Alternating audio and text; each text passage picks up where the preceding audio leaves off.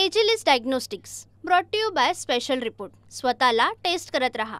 गृह खात्यावरून शिंदे आणि भाजपमध्ये अजूनही तिढा कायम आहे। चर्चेतून मार्ग निघेल असं एकनाथ शिंदे म्हणाले, मात्र अद्याप बैठकच झालेली नाहीये। तर मागणी आणि हट्ट यात फरक असून तर्काच्या आधारे गृह खात्याचं वाटप होईल असं सुधीर मुनगंटीवार म्हणाले। पाहूया।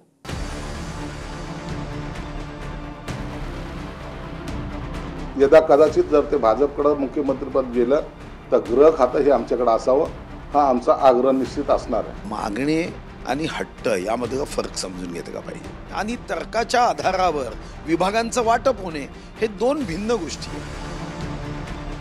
गृह खात्यावरून आग्रही असलेल्या शिंदेंच्या शिवसेनेला मुनगंटीवारांनी थेट उत्तर दिलंय। मागणी आणि हट्ट यात फरक आहे। तर्काच्या आधारे गृह खात्याचं वाटप होईल असं सुधीर मुनगंटीवार म्हणाले। जेव्हा मुख्यमंत्री पदाचं नाव जाहीर होईल त्या टायमाला जर यदा कदाचित जर ते भाजपकडे मुख्यमंत्रीपद गेलं तर गृह खातं हे आमच्याकडे असावं, हा आमचा आग्रह निश्चित असणार आहे। कारण असं आहे की गेल्या वेळेला सीएम साहेब स्वतः मुख्यमंत्री असताना उपमुख्यमंत्र्यांकडे गृह खातं दिलं होतं। त्याच पद्धतीने हे डिव्हिजन झालं पाहिजे, हा नैसर्गिक नियम आहे। मागणी आणि हट्ट यामध्ये फरक समजून घेतला का पाहिजे। मागण्यासाठी तर भारतीय जनता पार्टीचा एखादा नेता एखादी भूमिका व्यक्त करत एखादी गोष्ट मागू शकतो, म्हणजे तो आग्रह आणि हट्ट जागा का? इच्छा व्यक्तच करायची काय नाही का? कोणी इच्छा व्यक्त करणे आणि तर्काच्या आधारावर विभागांचं वाटप होणे हे दोन भिन्न गोष्टी आहेत। मी जेव्हा त्यांना विचारलं ते म्हणाले असं काहीही नाही, आम्ही आमच्या मागण्या ठेवल्यात, आमचा अमित भाईंवर पूर्ण विश्वास आहे। अमित भाई जे सांगतील त्यांच्या पाठीशी आम्ही खंबीरपणे उभे आहे। गृह खात्यासाठी स्वतः एकनाथ शिंदे आग्रही असून जर गृह खातं मिळालं तर तेच स्वतःकडे खातं ठेवणार असल्याची माहिती आहे। अमित शहांसोबत दिल्लीत बैठक झाल्यानंतरही गृह खात्यावरून तोडगा निघालेला नव्हता आणि त्यानंतर मुंबईत होणारी महायुतीची बैठकही शिंदेंची तब्येत बिघडल्यानं आणि ते दरेगावी गेल्यानं रद्द झाली। पण चर्चेतून मार्ग निघेल असं शिंदे म्हणाले। याच्या बाबतीत चर्चा होईल आता। चर्चा होईल, चर्चेमधून बऱ्याचशा काही गोष्टी निघतील, बऱ्याचशा गोष्टी सुटतील आणि त्यामुळे आम्हाला सर्वात महत्त्वाचं म्हणजे आम्हाला जे निवडून दिलेलं आहे लोकांनी, त्या लोकांना ज्या काय आम्ही कमिटमेंट केलेली आहे त्या राज्याच्या विकासाच्या दृष्टीने किंबहुना ज्या आम्ही लोकांची बांधील आहोत ही बांधिलकी आम्हाला जपायची आहे। दररोज स्वतःला टेस्ट करत राहिलं पाहिजे,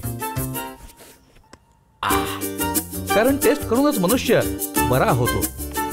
म्हणूनच जेव्हा हेल्थ टेस्टचा प्रश्न येतो तेव्हा मी विश्वास ठेवतो भारतातील सर्वात मोठ्या डायग्नोस्टिक कंपनीवर, एजिलिस डायग्नोस्टिक्स। स्वतःची टेस्ट करत राहा। मुख्यमंत्र्यांनंतर गृह खातं हे दुसऱ्या क्रमांकाचं खातं समजलं जातं।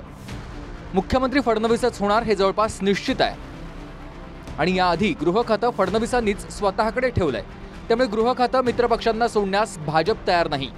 अशा वेळी मुख्यमंत्री पद आणि गृह खातं फडणवीसांनी स्वतःकडेच ठेवल्यास अर्थमंत्री म्हणून अजित पवार क्रमांक 2 चे नेते होणार आहेत। त्यामुळेच गृह खात्यासाठी शिवसेना आग्रही असल्याचं बोललं जात आहे। शिंदे सेनेला गृहमंत्रीपद यासाठी हवं आहे की त्यांना पोलिसांचे सलाम हवेत। पोलीस यंत्रणा वापरून त्यांनी अनेकांवरती खोटे गुन्हे दाखल केले, दहशत निर्माण केली, निवडणुका लढण्याचा प्रयत्न केला।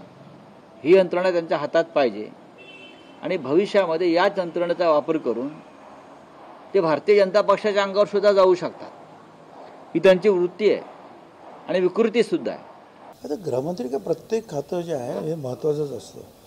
गृहमंत्री म्हणजे एवढं जरा पोलीस खातं असतं, काय इकडून सॅल्यूट तिकडून सॅल्यूट हे जरा जास्त असते आणि ते गृह खातं जेवढं चांगलं म्हणतात तेवढं अडचणीचं सुद्धा असतं।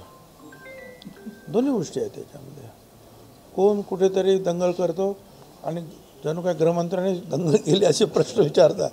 कोण कुठेतरी बलात्कार करतो, उत्तर द्या तुम्ही काय करता, अरे काय करत होतो तिकडे। आता हे अशा पण गोष्टी आहेत।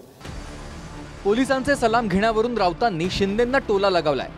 मात्र आमच्याकडे गृह खातं असतं तर महाविकास आघाडीचं सरकार पडलं नसतं हेही राऊत म्हणाले। म्हणजेच गृह खातं किती पॉवरफुल आहे हे सांगण्याचा प्रयत्न राऊतांनी केलाय। दुसऱ्या क्रमांकाचं खातं हे गृह खातं आहे, पण मुख्यमंत्री गृह खातं आपल्याजवळ ठेवतो, देवेंद्रजींनी ठेवलेलं आहे। कारण जेव्हा जेव्हा आम्ही त्यांच्याशी पूर्वी चर्चा करायचो तेव्हा ते सांगायचे की उद्धव ठाकरेंनी गृह खातं दुसऱ्या पक्षाला द्यायची चूक करू नये, आमचं तेच म्हणणं होतं. आणि गृह खातं विधानसभेचं अध्यक्षपद त्या काळात जे संवेदनशील विषय होते त्यांच्यामुळे आमचं सरकार पडलं, आता पडलं नसतं. त्या काळात असं केलं असतं, त्या काळात तसं केलं असतं, गेलं ना वाहून पाणी. हेच संजय राऊत त्या उद्धव साहेबांना सांगायचे, साहेब ते 10-12 लोक आहेत, फुटले तर फुटले, आपण मजबूतीने उभं राहू. हे मिसगाईड करणारा मधला एक संजय राऊत होता. म्हणून त्या काळामध्ये ज्या घटना घडल्या त्याचा साक्षीदार मी आहे. जास्त बोलायला लावू नका, नसता एक दिवस तुमची सगळी कुंडली जेव्हा मी बाहेर काढेल ना, मग तुम्हाला कळेल की तुम्ही काय काय केलं आणि कुणाला हाताशी धरून केलंय. 5 तारखेला शपथविधी होणार आहे. त्याआधी गृह खात्यावरून तोडगा काढण्याचा प्रयत्न होईल. तर मंत्रिपदासाठी संभावित नेत्यांची नावंही समोर आलीत, ज्यात भाजपकडून देवेंद्र फडणवीस, सुधीर मुनगंटीवार, चंद्रकांत पाटील, राधाकृष्ण विखे पाटील, गिरीश महाजन, विजयकुमार देशमुख, आशिष शेलार, रवींद्र चव्हाण, अतुल सावे, पंकजा मुंडे, जयकुमार रावल, नितेश राणे, संजय कुटे, देवयानी फरांदे, माधुरी मिसाळ, शिवेंद्रराजे भोसले, अभिमन्यू पवार यांची नावं चर्चेत आहेत. तर मंगलप्रभात लोढा, राहुल नार्वेकर आणि अतुल भातखळकर यांच्यापैकी एकाला संधी मिळण्याची शक्यता आहे.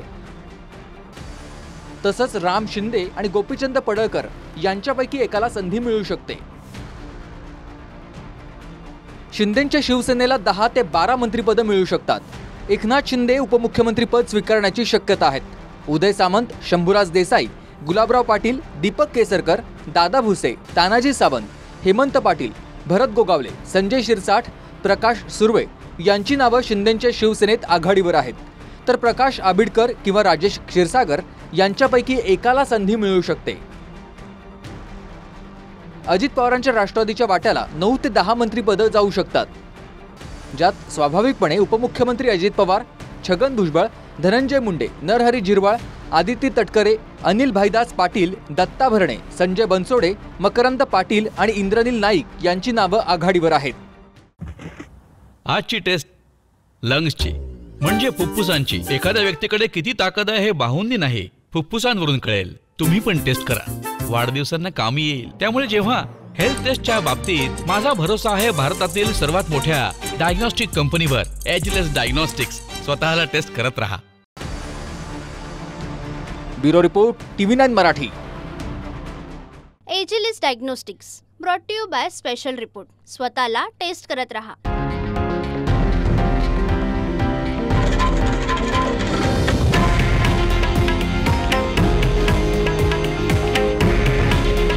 हे आहे देशातील नंबर 1 न्यूज नेटवर्क आणि आपण पाहत आहात TV9 मराठी. काळजी तुमची, हित महाराष्ट्राचं.